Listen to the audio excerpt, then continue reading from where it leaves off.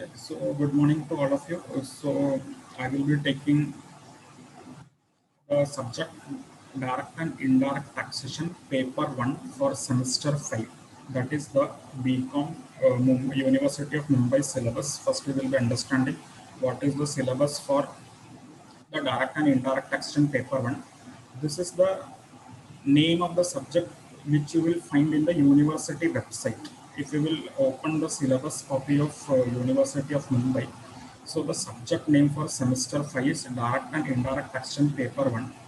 But if you will see the syllabus in detail, there is no indirect taxation discussed in your semester 5 at all. Okay. But the name of the syllabus subject which they have given is direct and indirect taxation paper 1. But if you will see the syllabus, there is no indirect taxation discussed in semester 5. Okay, indirect taxation will be coming in the semester 6. Okay, even though the name of the subject is direct and indirect taxation paper 1, only we will be studying direct taxation portions in the semester 5. Let us see the syllabus in detail. First, it's the basic terms, which is you can also call this as introduction to taxation. In this, we will understand some basic terms which is relevant for the understanding the further topics of taxation. So this will be our first topic, which will be starting is basic terms, or also you can call it as introduction to taxation.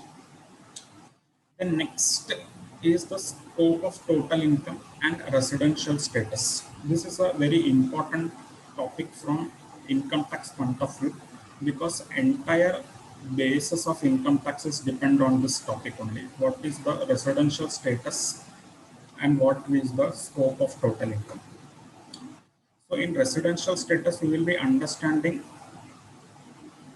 after reading the residential status topic, you will come to know whether a person is a resident in India or is a non-resident in India. If he is a resident in India, what will be the tax treatment, and if he is a non-resident, what will be the tax treatment? That difference you will come to know after reading this residential status and scope of total income topic. So from practical point of view, you can say this is the very important topic, because the entire basis of income taxes depend on this topic only. Then third topic which the university has kept for your syllabus is the heads of total income. In this, we will be studying the 5 heads of income. 5 heads of income will be there in this. What is the meaning of heads? Heads means classification of income. Okay. So in income tax, when we will mean heads of income means classification of income. Everybody know the basic meaning of income. What is income? Any revenue or inflow which is coming to a person, that you can term it as income, basically, not as per the exact definition of the act. So now income tax has said that income should be divided into 5 different categories. Based on that, the rules for taxing different income is different. Okay, so in this we will understand the 5 heads of income. Just for a brief understanding, what are that 5 heads of income? 5 heads of income is, first head of income is salaries. This is the first head of income. Second head of income which is discussed is income from house properties. Third head of income which is discussed is profit and gains from business and profession.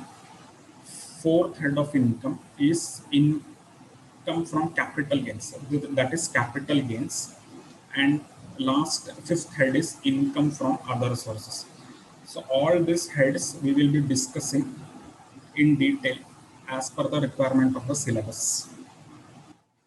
So in this third topic, there are actually 5 subtopics, you can say. 5 heads of income we will be understanding. Just now we have understood what are the 5 heads in brief, that is salaries, income from house property, profit and gains from business and profession, capital gains, and income from other sources. So these are the 5 heads, means different classification of income. Then next topic is deduction of income. In this, deduction of income is a very important topic from practical point of view, but as far as your syllabus is concerned, it is only limited is there. Only specified sections we have to understand from the deduction of income. No, entire topic is not covered in your syllabus. Then last, fifth part, that is computation of total income, is not a separate topic. Once you will understand this 1, 2, 3, 4 topics will be covered. Now automatically fifth topic will also be getting covered. So fifth topic is not a separate topic, it is based on this. So if you will understand especially topic number 3 and topic number 4 properly, your fifth topic will also get over automatically. No need of specifically studying topic number 5 separately. If you will do topic number 3 and topic number 4 very thoroughly, clearly, automatically your topic number 5 will also get covered in that. Okay.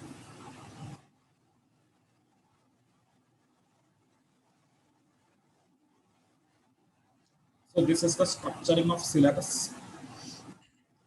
So as far as the syllabus of semester 5 direct tax is concerned, it is very limited only.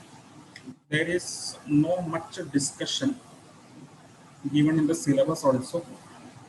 Otherwise, if you will understand, taxation is a very vast subject, but from the syllabus point of view, it is very restricted only. You can say not limited, it is very restricted only. Even in heads of income also, we will be not understanding the very advanced concept, etc.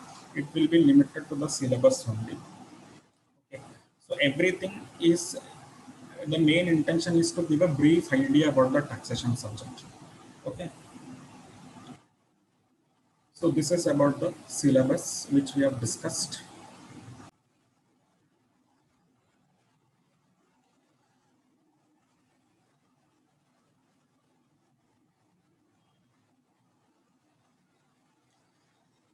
So now we will move with the basics. Introduction to taxation. Just we will understand in brief what is the basics needed to understand the entire subject of taxation properly.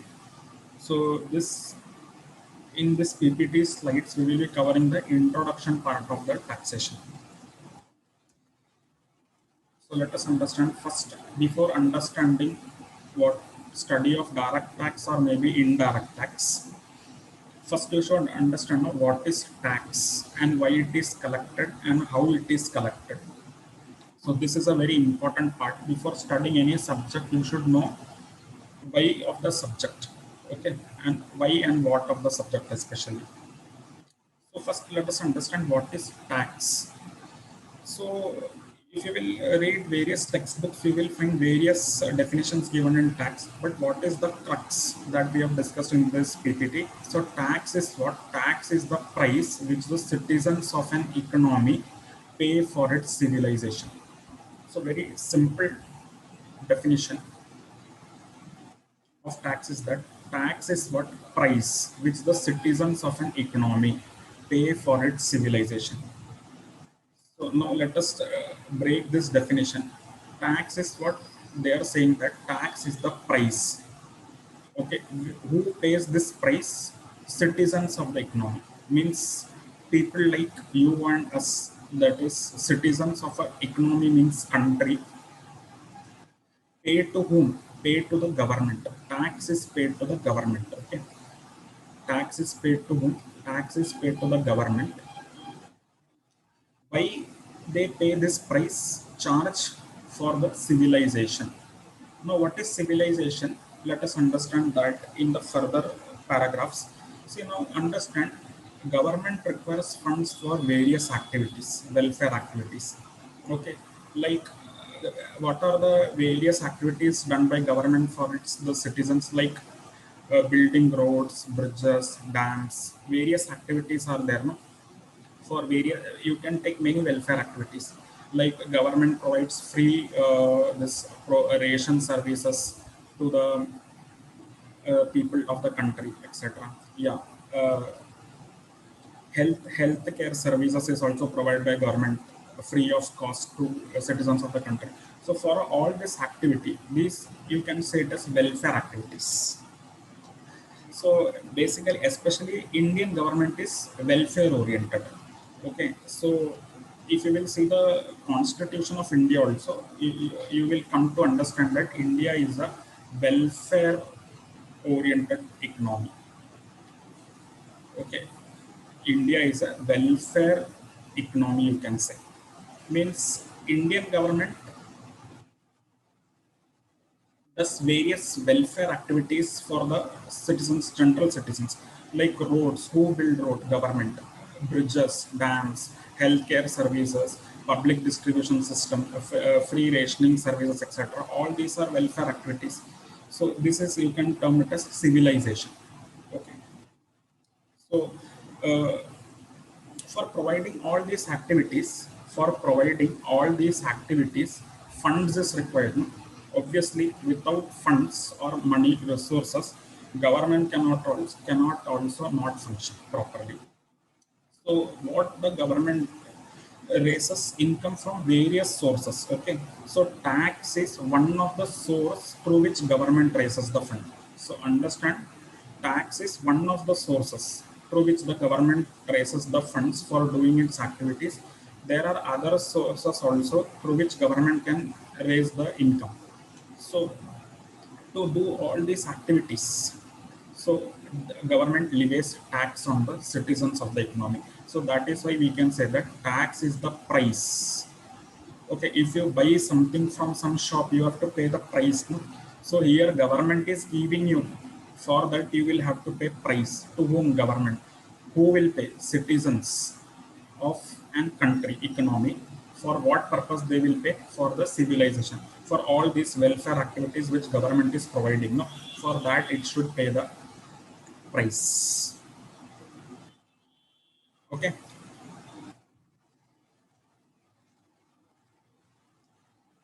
Question is there, you put it in.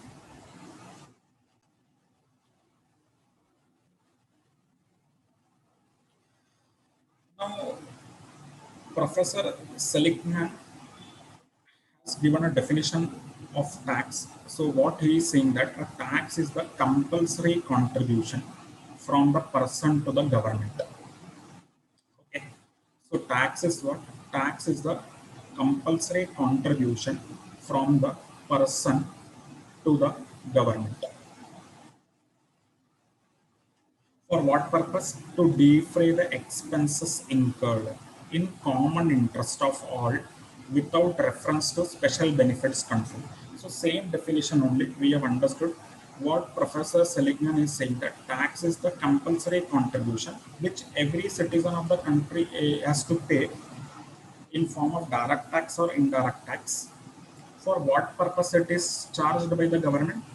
For defray the expenses, means they are doing various expenses for public, various activities they are doing for the public.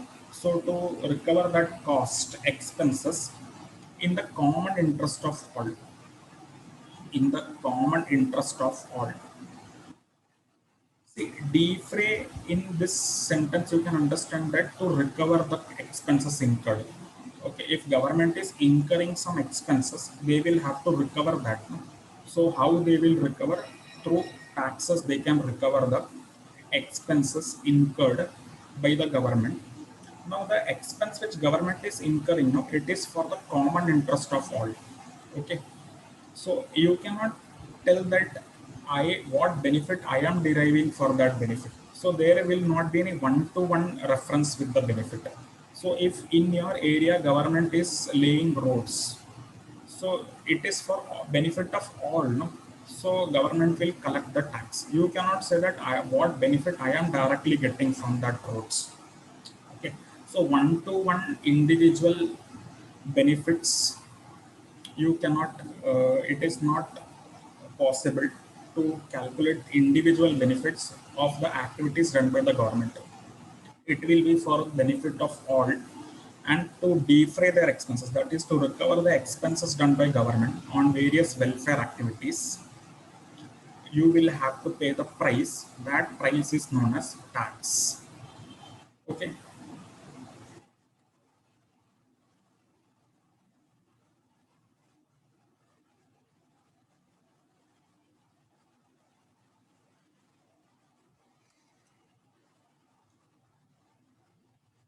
Now see, this slide will give you the more details. That is, tax collected have been used by government to carry out many functions. So money which government is raising through taxes, they can use for some of the functions, like they can use it on defense expenses. Defense is also one of the important function of the government to protect the borders of the nation. It is a very important duty or function of the government. So for that, they also require crores of expenditures are required for defense expenditure. So for defense purpose, they can use the tax money collected, or to enforce law and order. Okay, or protection of properties like monuments, etc. For that, any welfare activity you say or defense activity you say, for that funds is required, and one of the source through which government raises funds is through taxation. This is a very important activity, that is economic infrastructure, that is roads, then legal tenders for construction of bridges, etc. So this is one of the important function of any government of any country. So for this activity, they can collect tax, use money collected by tax. Public works again, same. Okay, so all these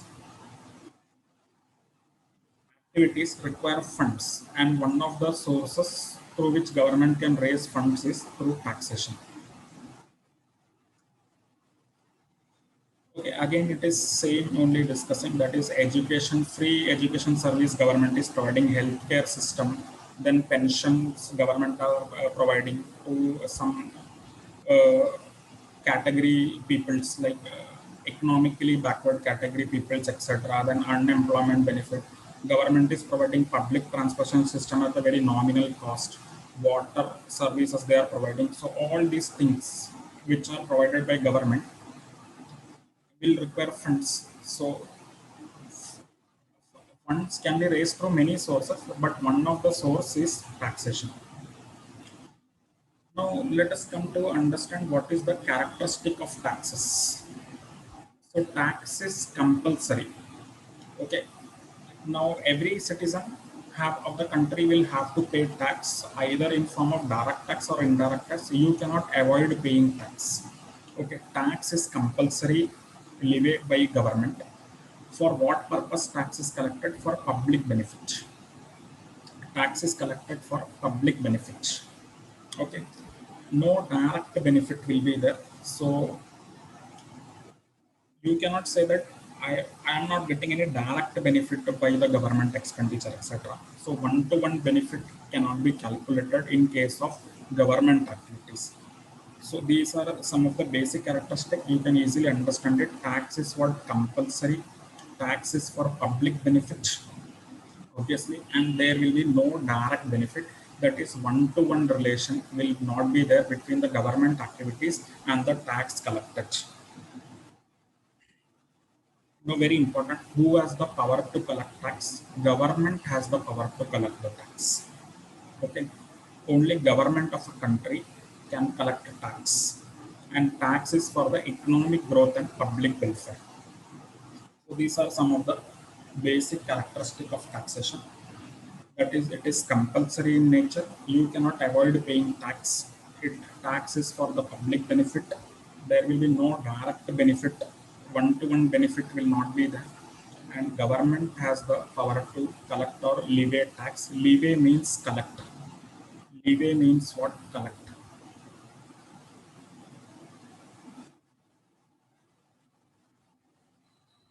Okay, government has the power to levy tax, means collect tax, and for what purpose tax is collected? For economic growth and public welfare.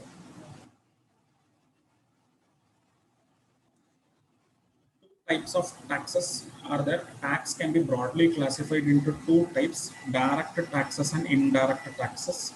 We are not going into much detail what is the difference between direct tax and indirect tax, etc. In your semester 5, only direct tax is there, that is income tax. So indirect taxes we will be studying in semester 6.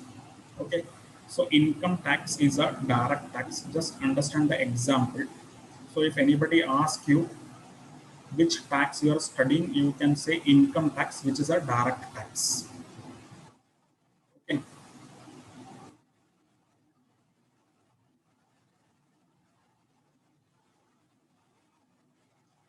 So in your syllabus for semester 5, income tax syllabus is there, which is the type of direct tax. And in indirect tax, there is a GST. GST will be coming under income indirect tax. So this you will be reading in the next semester. In this semester, you will be reading income tax, which is a type of direct tax.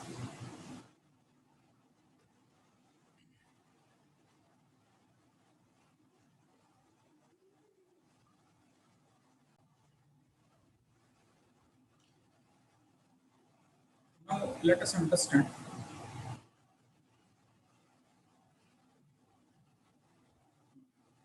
Now let us understand power to levy taxes. Power to levy tax. That is power to collect a tax. Who has the power to collect tax and from where that power is derived? Very important. No? See, if individual as an individual, we cannot collect a tax from anybody. First of all, understand. So who has the power to collect a tax? Government has the power to collect tax. Government of any nation has the power to collect the tax from its citizens. Okay, just now we are using the word citizens, but legally, if we will use the term, then it will be residents and non-residents. So government can levy tax on other countries' citizens also. So that will be coming under the advanced level of taxation, which is known as international taxation, etc. Just for purpose of understanding, I'm telling you. So if you want to use the proper term, it will be resident and non-resident. So government has the power to levy taxes from the resident as well as the non-resident also. Individual or any other organization in any country cannot levy tax. Only government of a country can levy tax from whom they can levy resident as well as non-resident. Now, as far as India is concerned, from where the government is getting the power to collect the tax. So government should also have some power. No? Somebody should give power to government also to collect tax. Okay, somebody should give the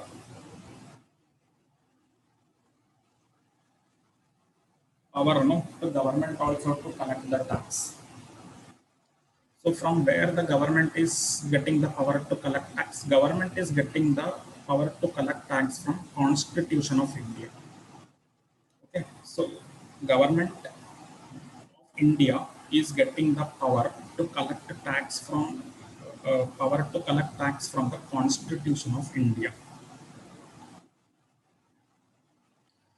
So I think this much we will stop for today. Later discussion we will continue in the next class.